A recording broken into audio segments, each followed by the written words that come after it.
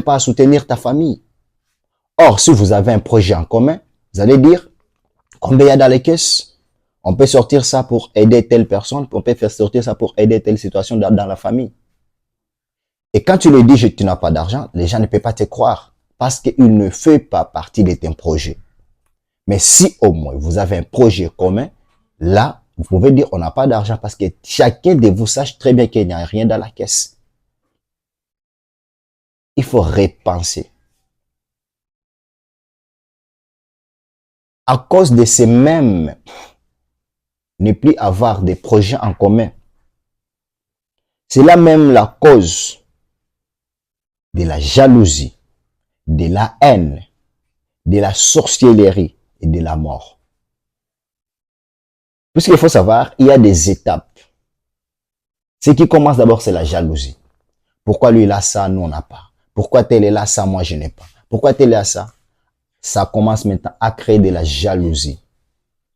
Une fois la jalousie grandisse, c'est les grands frères qui est la haine.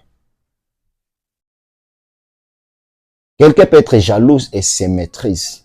Mais quelqu'un qui a la haine de toi, il est maintenant capable de passer à l'action. De faire n'importe quoi.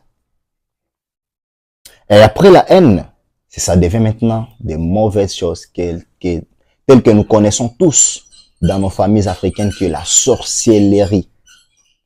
On commence à te jeter des sorts. On commence même à parler de mauvaises choses sur ton nom.